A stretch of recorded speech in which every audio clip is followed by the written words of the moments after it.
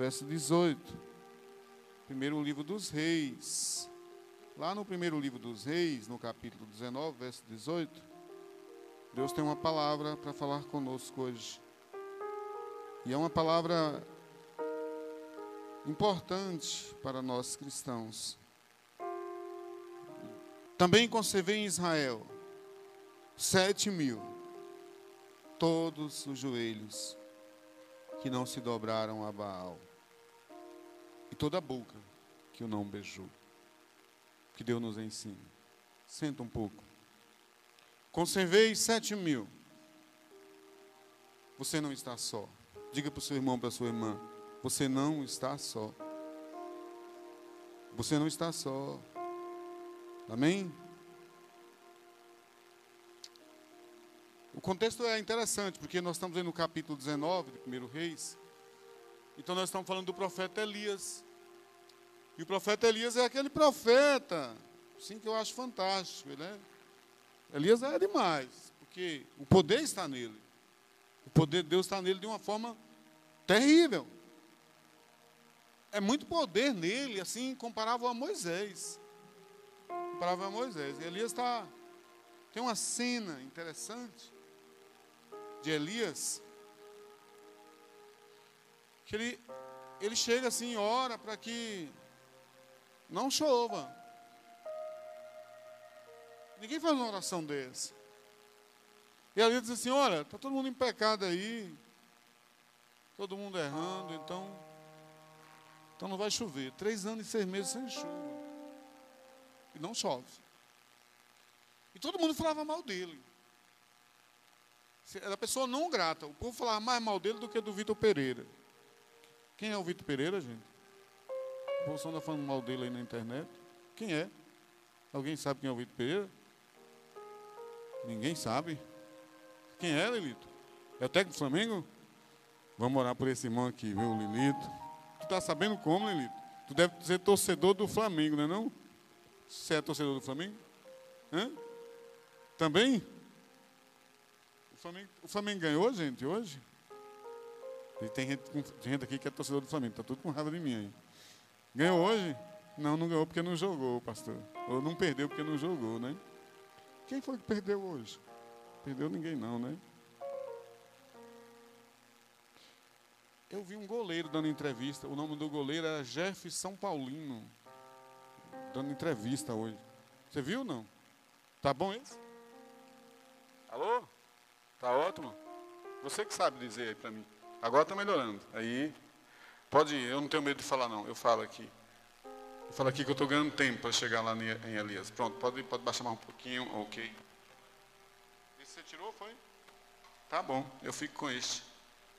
Elias era mal falado. Mais mal falado do que o Vitor Pereira nas redes sociais hoje. Não grata a pessoa, não, persona não grata. Persona não grata. Por quê? Por que não gostavam de Elias? Porque ele orou para não chover durante 3 anos e 6 meses. E por que ele fez aquela oração? Porque havia uma rainha fenícia chamada Jezabel. Ô, mulher terrível. Aquilo era o cão, aquela mulher. Nunca vi uma mulher tão complicada na minha vida. Ela casou com um homem chamado Acabe, o rei. Mas aquela mulher foi terrível. Tem certeza, Lilito, que o outro não é melhor? Eu fico com o outro. Fico com o outro aqui. Jezabel, ela perseguiu os profetas. Perseguiu de tal maneira que ela mandou matar os profetas. Ela estava perseguindo todos os profetas de Israel, porque ela era uma adoradora de Baal. E ela não queria que a religião de Israel, a religião dos profetas, a fé que os profetas tinham, os princípios bíblicos se destacassem. E ela tinha todo o poder nas mãos. O poder de Jezabel era semelhante ao poder da mídia da Globo hoje. Assim, caçando mesmo tudo que era profeta, tudo que era de Deus, tudo que é da fé, tudo que é evangélico, assim, prendendo, assim, sufocando, acusando, ligando acusações que não tem nada a ver com os evangélicos, ligando ali, botando na mídia, jogando para ver se aquilo ali destruía o prazer da adoração a Deus. Sinceramente, quando eu olho para o Brasil hoje, eu vejo a mídia, porque a gente sempre vê Jezabel como uma mulher, né? Eu vejo a mídia como esse tipo de Jezabel, com esse espírito de Jezabel, né? Perseguindo os profetas, perseguindo a igreja, destruindo a fé, tentando colocar outras religiões, outros credos acima da fé evangélica. Por quê? Por causa dessas coisas, desse profetismo evangélico. Porque você fica profetizando verdades que as pessoas não querem ouvir. E a partir do momento em que você profetiza a verdade que as pessoas não querem ouvir, elas te perseguem. E onde estão essas verdades? Elas estão na Bíblia Sagrada. E uma vez que elas são verdades bíblicas, e eu solto essas verdades, eu falo elas, então alguém começa a me odiar de graça. Começa a ligar a minha fé a políticos, que é para poder acusar os políticos de alguma coisa e me acusar. Começam a ligar a minha fé a ideologias, as piores possíveis. As nazistas, as preferenciais. As nazistas, as ditatoriais. As mais ruins. Não estranhe não se alguém te ver na rua e dizer assim, lá vai um neonazista. Só porque você está com a Bíblia. Não estranhe não se alguém te chamar de fascista. Porque o projeto de Jezabel para o Brasil é transformar todos os evangélicos em fascistas, nazistas, pessoas do mal. Não estranhe não, se você estiver no seu trabalho e de repente pessoas começarem a zombar da sua fé. É hora de você afirmar a sua fé. Está na hora de você dizer, eu sou crente sim, graças a Deus. Eu sou sim. Porque as pessoas com o espírito de Jezabel, elas estão nos perseguindo em todos os lugares. Elas estão aproveitando. E elas têm uma grande chance agora. Elas não vão perder. Elas não vão perder esta chance. O que elas puderem criar de leis, o que elas puderem criar no Congresso, o que elas puderem criar em eventos, para nos sufocarem, para nos transformar em uma igreja liberal, fraca, subordinada aos seus propósitos, então elas não vão quietar. E Elias, ele diz assim, não vai chover durante 3 anos e 6 meses. Mas só que aquela oração, todo mundo soube dela. E o rei perguntou assim, por que é que não está chovendo? Perguntou o serviço meteorológico lá daquela época. E os caras eram meio místicos. Eles disseram assim, rapaz, Baal é o Deus da chuva. Sim, então, se Baal é o Deus da chuva, cadê a chuva? Ele é o Deus da chuva, mas tem um Deus em Israel, que o nome dele é Jeová. O nome dele é Adonai. É o Deus de Elias. E Elias, ele sozinho, orou, disse para que não vai chover, e não vai chover. Durante 3 anos e 6 meses, mata o homem. Ninguém acha ele. Elias, ele tem um poder nele que ele some, ele desaparece. Ninguém acha ele não, rei. Vai matar Elias como? Não tem como matar o profeta, não. E outra, se o senhor matar o profeta, o povo se revolta contra o senhor. Não pode, não. E cadê os profetas de Baal? Estão orando aí, mas não está acontecendo nada. Estão se cortando, estão se rasgando, mas não está acontecendo nada. Irmãos, ele orou para não ter chuva durante 3 anos e 6 meses. Durante 3 anos e 6 meses, os profetas de Baal pediram chuva. Baal era o Deus da chuva. E o Deus de Israel não deixou chover. Não caiu chuva. Não caiu água. Não caiu nada. Nada. Nenhuma gota. Durante 3 anos e 6 meses. E aí Elias aparece. Depois de 3 anos e 6 meses, Deus manda Elias aparecer. E ele aparece diante de Acabe.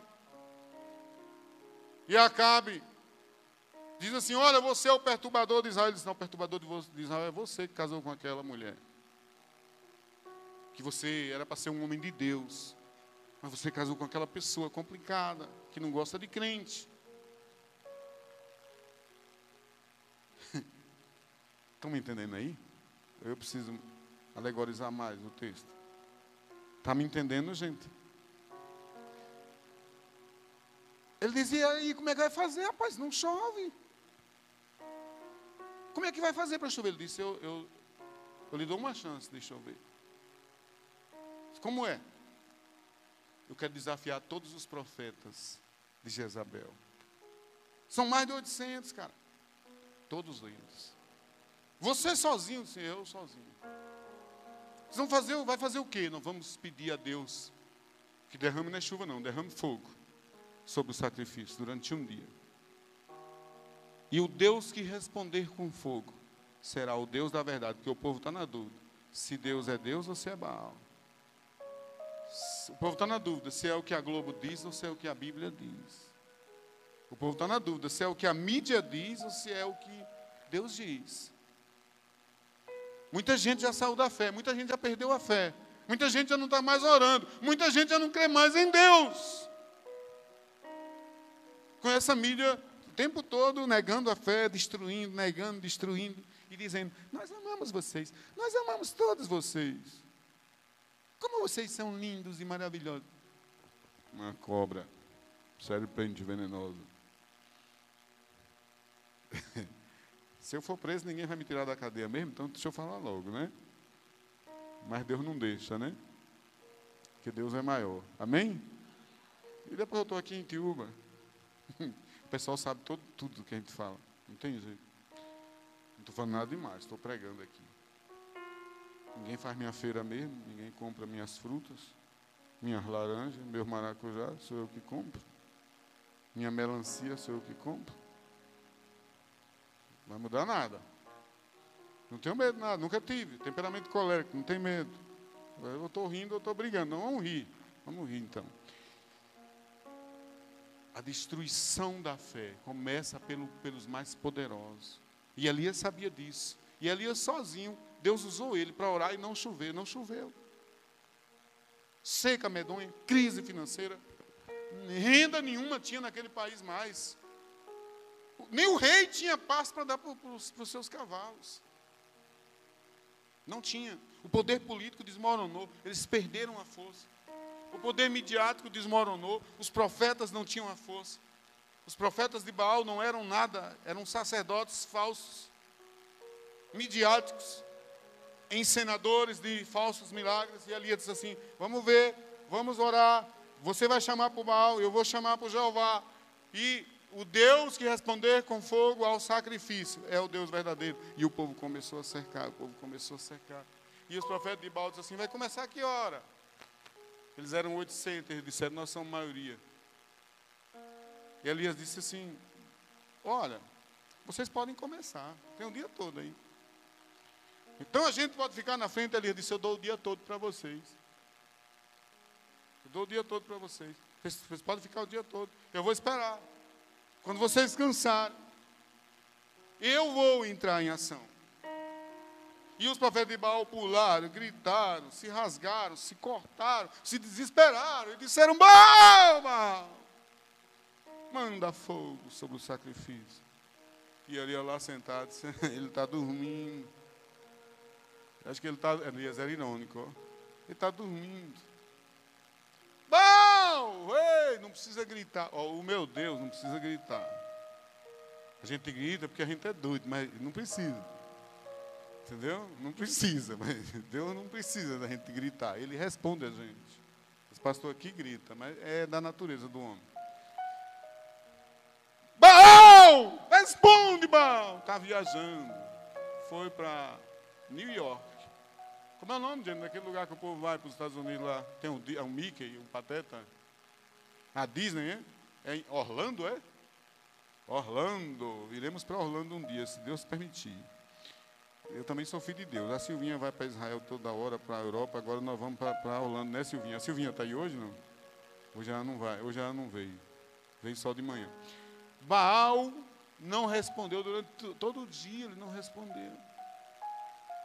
E quando eles já estavam cansados, ele disse: bom, então agora eu vou chamar por Deus. Então venha. Venha. Não vai acontecer nada, que a gente também já fez aqui. Nós somos mais de 800, não aconteceu nada. Venha você. Ele disse: não, peraí. Vou mandar botar água. Bota água aí no meu sacrifício. Você é doido? Nem a gente botando gasolina aqui, Baal não respondeu. Você vai botar água? Eu disse: eu vou botar água. Enche aí de água. Encheu o sacrifício de água. Aí Elias chegou e disse assim: Elias, um homem cheio de poder, cheio do Espírito Santo. Elias, se fosse eu lá, eu gritava, oh Deus! Eu tentava gritar mais alto que os profetas de Baal. Responde, pai! Mas Elias não. Porque o homem que tem fé, ele é tranquilo. Elias disse assim, ô Senhor, está aqui o sacrifício. Senhor, está aqui a água. Manda o fogo do céu. E Deus mandou fogo do céu e comeu tudo, lambeu tudo. Na hora. Elias lá. Parecia um profeta tradicional. Ele, Senhor, parecia que era da primeira igreja batista de Itiúba, aquele homem, sei lá. Na primeira igreja batista de Itiúba, não caçar outra igreja aí, né, Jane? Primeira igreja, a Alvorada. Parecia que era pastora da Alvorada. Da Alvorada é melhor, né? A Alvorada é rica, aquela igreja. Mas os pastores lá, eles falam assim mesmo, né? Senhor, responde. Não, tem que ler o texto. O pastor tradicional tem que dizer. Senhor, está aqui o fogo. Senhor, está aqui a água. Senhor, por favor, responda. O que vale é a fé, irmão. O que vale é a fé. Não importa se a pessoa se diz tradicional, pentecostal. Não importa. O que importa é a fé. Ele diz, Senhor, responde. Manda fogo sobre esse sacrifício para que o ímpio caia por terra agora. E fogo caiu do céu e queimou tudo. E o povo deu glória a Deus, igual os irmãos estão dando glória a Deus aqui. Não, o povo lá virou tudo pentecostal e disseram, só o Senhor é Deus. Ninguém aguentou, só o Senhor é Deus, só o Senhor é Deus. E Baal não é nada. E os profetas de Baal fugiram e foram massacrados e caíram por terra. Todo o poder de Baal caiu por terra. E Acabe ficou lá assistindo aquele massacre. E ele não podia fazer nada. Porque o povo tinha se levantado. E ele ficou olhando para Elias. Como quem diz assim, mas e a chuva? E Elias foi lá e sentou ali. Elias sentou.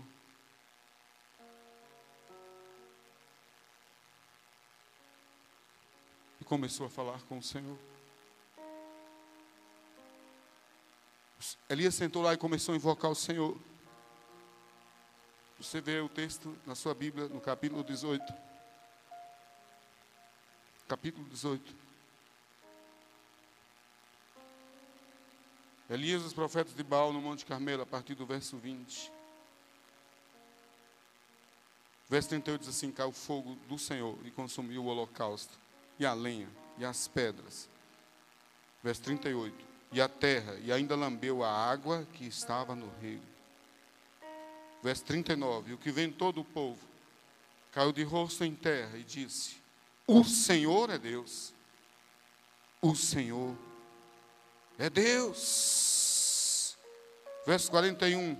Então disse Elias a Acabe, sobe, come e bebe, porque já se ouve ruído de abundante chuva. Mas, irmãos, estava um calor maior do que este aqui. O verso 42 diz que Acabe subiu a comer e a beber. E Elias foi invocar o Senhor. Elias chamou um rapaz que andava com ele, no verso 43. Ele disse assim, olha, vai lá ver se já vem a chuva, porque eu disse para o rei que vinha chuva.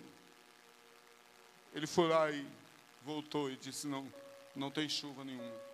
Volta de novo. Foi lá e voltou. Se aí tem chuva, igual agora. Elias disse, volta novamente. Mas eu já voltei 3 vezes, volta lá. Parece minhas filhas quando eu mando fazer uma coisa repetida. Ah, não, pai, já fui lá, não aconteceu nada. Vai de novo. 4 vezes, 5 vezes, 6 vezes. Verso 44. A 7ª vez ele diz assim.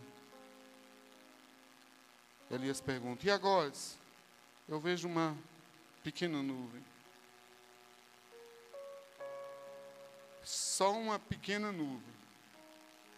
Mas não se alegre não, que é pequena, do tamanho da mão de um homem. E Elias levantou e disse assim, vamos correr, que a gente vai tomar banho na chuva. Porque Deus é poderoso. Deus pega uma nuvenzinha e derrama água sobre a terra. Pegou uma nuvenzinha, uma nuvem pequena, do tamanho da mão do homem. A mão do Senhor veio sobre Elias. E colocou nele uma velocidade tal, que mesmo Acabe em seu carro, Elias correu mais do que ele. Se Acabe tivesse num Fórmula 1, Elias correria mais do que ele, porque quem estava nas pernas de Elias era o Espírito Santo. E Elias passou por ele correndo, e ele no carro, e ele disse assim: corre, rapaz, porque a chuva que vem aí vai molhar você. Deus mandou chuva sobre a terra. Deus mandou o poder dele sobre a terra, para Baal entender que Deus é poderoso. Deus é poderoso, Deus pode todas as coisas. Diante de tudo isso, desse grande milagre, foi uma festa em Israel, o povo adorou o Senhor, o profeta de Deus. Deus usou o profeta Elias de forma tremenda. Mas no outro dia, a Jezabel soube que os profetas de Baal tinham fracassado. No outro dia, em que talvez todos pudessem comemorar novamente, dizer: nós vencemos os profetas de Baal, Deus operou, Deus mandou chuva, Deus fez milagre. Quando a mulher soube, o inferno entrou nela. Tudo que é demônio do inferno entrou nela. Tudo que é ideologia do inferno estava naquela mulher. Tudo que é ideologia que vai contra os princípios bíblicos, contra a família, contra a adoração a Deus, contra a crença na Bíblia Sagrada, estava naquela mulher. E aquela mulher, ela já tinha matado muitos profetas de Deus. Ela matou tantos profetas que Elias achava que só ele tinha ficado. E ela disse assim: olha, Elias, você não vai escapar não. Eu vou mandar matar você. Assim como os profetas de Baal pereceram, você também vai perecer. E Elias, que não tinha medo de nada. Elias, que enfrentava qualquer situação difícil, somente com a sua presença, teve medo de Jezabel. Ele não teve medo de enfrentar 800 profetas, mas uma mulher botou ele para correr. Eu também tenho, certa mulher, eu caio fora, hein? É melhor enfrentar um homem bravo do que uma mulher malvada. Porque mulher sempre é amor, né? Mulher sempre é carinho. Mulher sempre é uma presença, né? Tranquila ali pra gente. Quando elas estão com ódio, é porque estão de TPM. Elas não têm ódio, elas têm um momento ruim, né?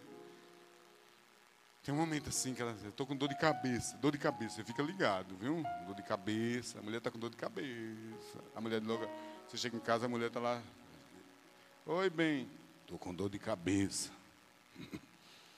Então, vai tomar sua aguinha, fique de boa, que ela não está bem, né? Imaginou num calor desse, uma TPM num calor desse? Não é brincadeira, não. Mas Jezabel não era assim por causa de TPM, por causa de momentos femininos. Ela era assim porque ela era do mal. E quando a pessoa é do mal, não importa se é homem, se é mulher, se é preto, se é branco, se é loiro, se é moreno, se é rico, se é pobre. Quando a pessoa é do mal, vai fazer o mal. A Bíblia diz o quê? Não deis lugar ao diabo. Quando a pessoa é do mal, não importa quanto dinheiro ela tem na conta, ou se ela não tem nada, ela vai fazer o mal. Tem gente que faz o mal porque dá lugar ao diabo. E tem gente que é bom, porque dá lugar a Deus. Jezabel nunca deu lugar para Deus na vida dela. Ela nunca abriu a porta para uma coisa de Deus. Ela só queria um profeta de Deus com ela, se ele se submetesse ao ensinamento de Baal. Ela mandou dizer assim: assim me façam os deuses. Está lá em 1 Reis 19, verso 2.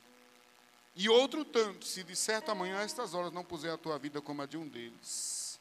O verso 3 diz que Elias se levantou e para escapar com vida foi para Berseba.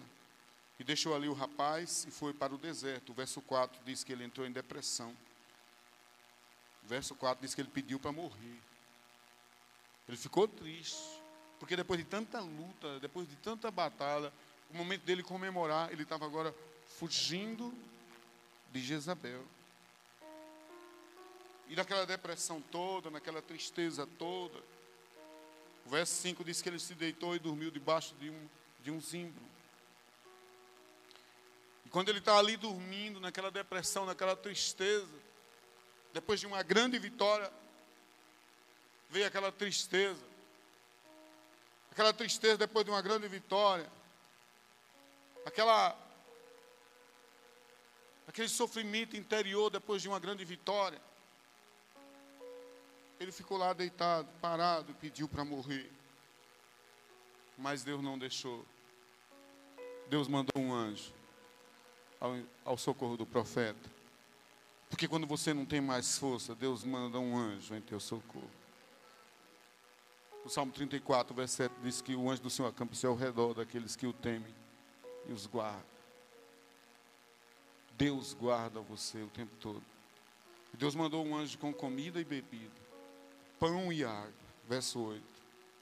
E ele comeu aquele pão e caminhou 40 dias e 40 noites até Horebe, o monte de Deus. Chegou lá, ele entrou numa caverna.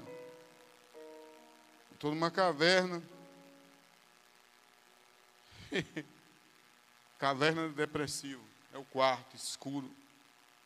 A pessoa, quando está com depressão, a gente chega lá, está a pessoa trancada num quarto escuro. Aí a gente pergunta assim para a mãe: como é que está fulano? Não quer falar com ninguém, não. Nem pastor, nem mulher de pastor, nem diácono. Quer falar com ninguém. E aí, pastor, você vai fazer o quê? Nada. Só quero orar. Não precisa entrar no quarto dele, não. Você não precisa entrar no quarto? Não, eu sou um homem de Deus. O Deus que opera aqui, nessa sala, nessa cozinha, opera lá dentro do quarto dele. E eu vou orar aqui para Deus desamarrar ele de toda a agrura satânica, toda a obra do mal, do inferno, que tem prejudicado a mente dele. E Deus vai libertar ele para a glória do Senhor.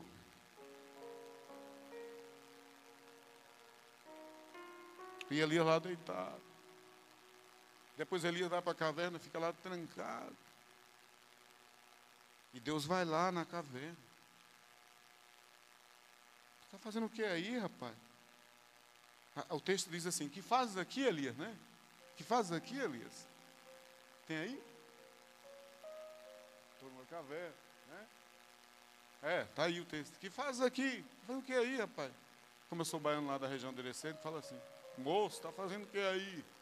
Lá em Irecê a gente fala assim: ô moço, o que foi, rapaz? O que você está fazendo aí? Aí ele diz: eu estou sofrendo. Eu estou muito triste. Sabe, a gente vê a pessoa sofrendo e diz assim, a gente pensa assim: não tem nada aí, não tem nadinha. De moleza, se mexa. O eu colérico aqui quer dizer isso. Mas eu não vou dizer. Sabe por quê? Porque cada pessoa é uma pessoa. Precisa analisar aquela pessoa ali. E Deus sabe trabalhar com cada um. Deus faz a pergunta certa para a pessoa certa. Deus diz para o profeta: meu filho, como você está sofrendo?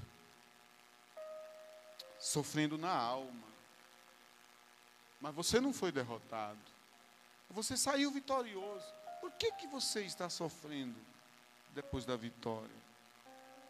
Por que depois que você foi tão abençoado, você está sofrendo, está triste? Por que você sente esse vazio? Por que você não se sente realizado depois que você adquiriu o que você tanto queria?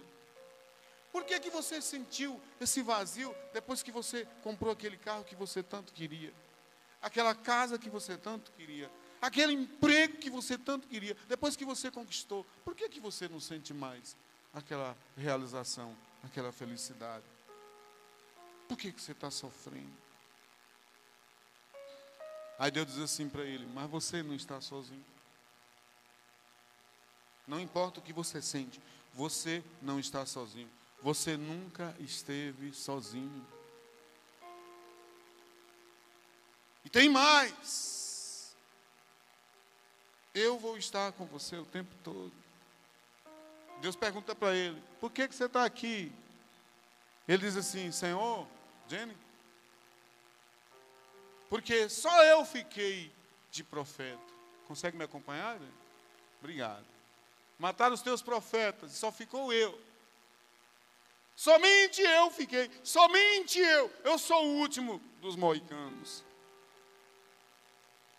Alguém já viu esse filme, O Último dos Moicanos? Só eu, né? É um filme bonito. Eu sou o último. Eu sou o lobo solitário. Só eu fiquei. E Deus disse assim para ele. 1 Reis 19, 18. Não. Você não está só. Você não está só, porque eu estou com você. E tem mais. Tem mais 7.000 profetas que não se dobraram a Baal. Tem mais 7.000 intercessores que estão orando por você, torcendo por você, dizendo, vence Elias, vence Elias, vence Elias. 7.000. Eu pensei que todo mundo tinha morrido. Não. Porque eu guardei os profetas. Quando ela começou a matar os profetas, eu guardei. Quando começaram a perseguir os crentes, eu guardei os crentes. Ah, pastor, vai ter agora a perseguição dos crentes? Vai cumprir a Bíblia agora? Ô, irmão, se for ter perseguição de crente, a gente não evita com urna, não. Nem urna, nem exército, nem juiz, nem deputado, nem senador. Tudo vai se cumprir de acordo com a Bíblia. E vou dizer mais. Deus vai nos livrar no meio da perseguição. Quem vai nos livrar não é homem, não. É Deus. Não vai ser juiz. Não vai ser advogado.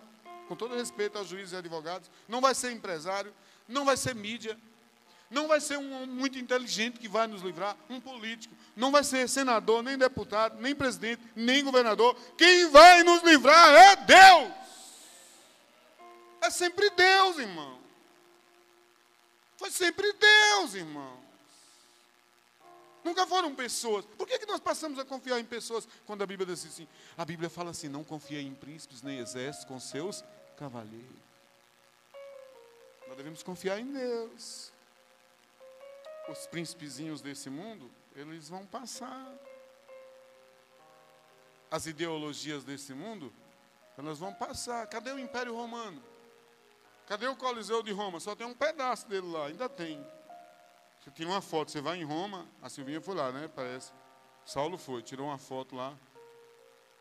Só tem um pedaço do Coliseu. Eu queria ir lá também ver o Coliseu Romano. Acho que tem até lagartixa lá andando naquele negócio, mas é bonito. Você vai em Israel, você tem que ir nas muralhas, porque a Jerusalém não está mais lá. Não aquela Jerusalém. Só tem as muralhas. Tudo passa, irmãos. Confiemos em Deus. Amém? Diga para o seu irmão, para a sua irmã, diga aí, o pastor ainda vai para a introdução. Fala aí. Fala aí. Você não vai falar isso, que o irmão vai lhe pipocar. eu volto outro dia, né? Deus sabe todas as coisas, amém? Deus disse para o profeta Isaías uma coisa que eu nunca esqueci. Eu passei um problema muito grande uma vez. Eu sei, viu, irmãos? Eu sei do horário. Fiquem tranquilos. Estou ligado ali. Eu passei um problema muito grande. Uma luta com uma pessoa, uma família, na verdade, né? Porque eu era muito inocente e eu achava que citando os textos bíblicos eu resolveria os problemas. Então eu vi uma injustiça muito grande acontecendo com uma jovem da igreja. Uma menina de 16 anos, namorando com um rapaz de 18. É normal, né? 16 anos namorando com um rapaz de 18 anos. Mas a mãe não queria, a mãe do rapaz. E ele era aquele bebezão no pé da mãe. Ô, mãe! Aí a mãe não queria. O que ela devia ter feito? Ela devia dizer assim, meu filho não quer que você namore com aquela moça. Termina. Não ia ter nada demais. Ia ser complicado, mas não ia ser nada demais. Mas ela não satisfez. Ela foi para dentro da igreja. A menina era loira, igual a Rosa, igual a Miriam. É sério, a menina era até hoje ela é loira. Era assim, parecida assim com a Rosa e a Mira, branquinha. E essa irmã, ela ficou com tanta raiva dela, da moça, porque namorou com o filho dela, que ela chamava a menina de negrinha dentro da igreja. Ela gritava, sua negrinha, você não é para o meu filho. Imagina se fosse uma negra mesmo. Aí que é o preconceito. Mas o preconceito já estava estabelecido. Era uma questão social, financeira, que ela imaginava que ela era mais rica e tal.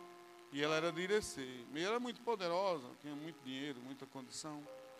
E aí ela me chamou, eu era presidente dos jovens, e ela disse assim, eu lembro da Jaqueline, a minha menina, ela é baixinha, magrinha, mas ela enfrenta qualquer coisa. Um dia ela passou uma situação aqui, e ela enfrentou tudo, né? E depois eu fiquei olhando para ela e digo, ô menina, meu Deus do céu. Aí eu cheguei lá para ela, eu falei assim, olha minha irmã, eu gosto muito de você, mas está errado.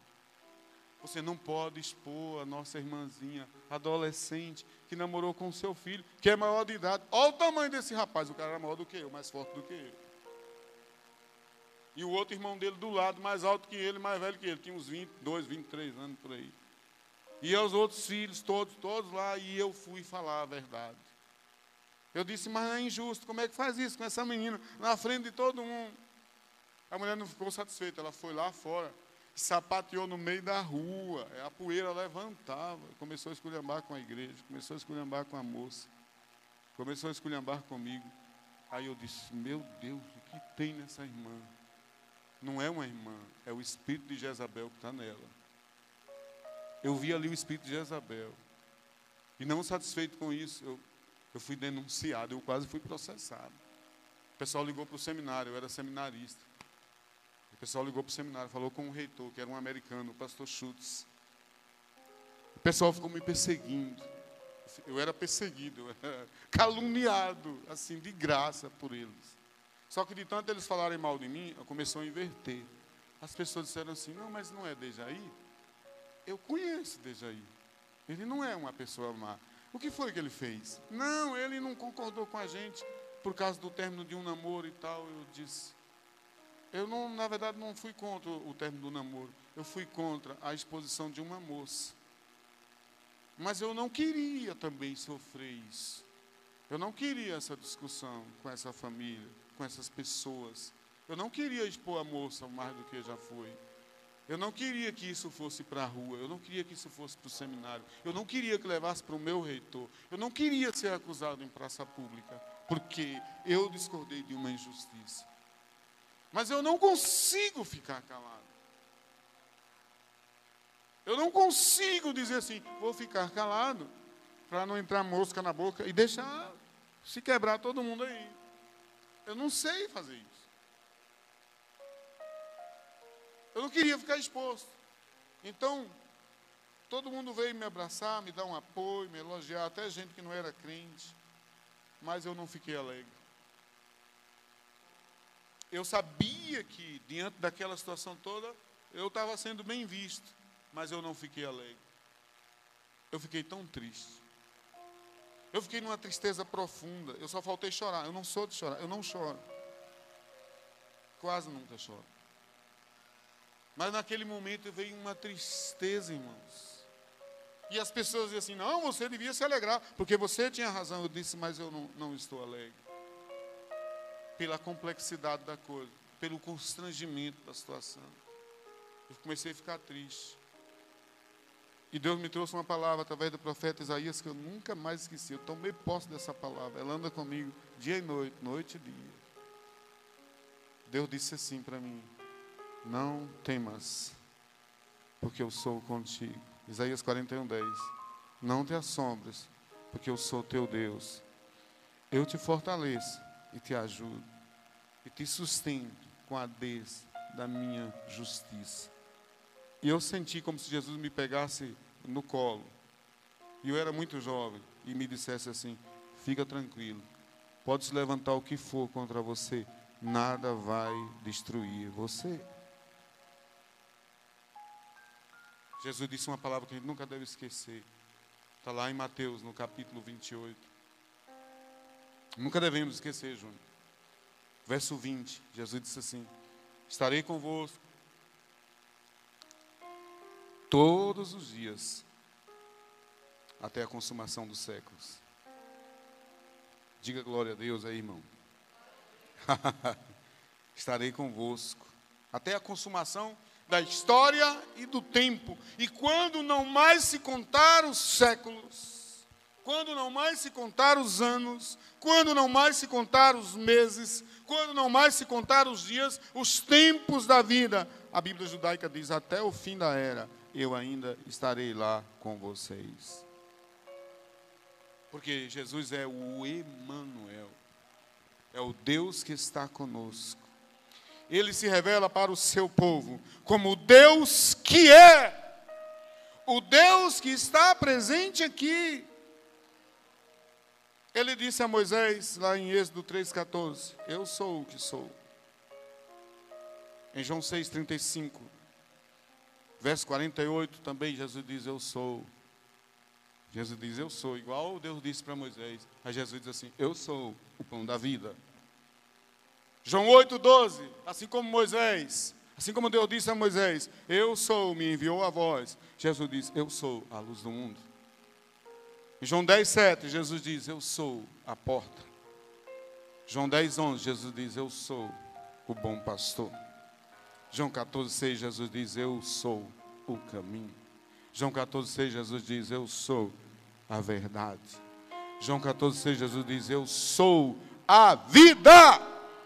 Em João 15,1, Jesus diz, eu sou a videira verdadeira.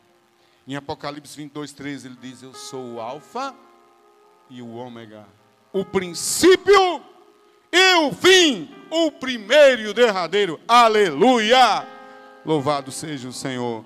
E Deus, esse Deus que se revela, está presente aqui em sua vida e seu coração. Que Deus nos abençoe, louvado seja o Senhor.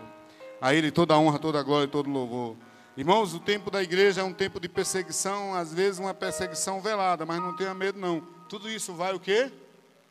Passar. Diga para o seu irmão, para a sua irmã, tudo vai passar. Diga aí. Jesus diz lá em Mateus, né? Vai passar os céus e a terra, mas a minha palavra não passará. Amém? Então a palavra que Deus tem para você nessa noite é essa. Vai passar.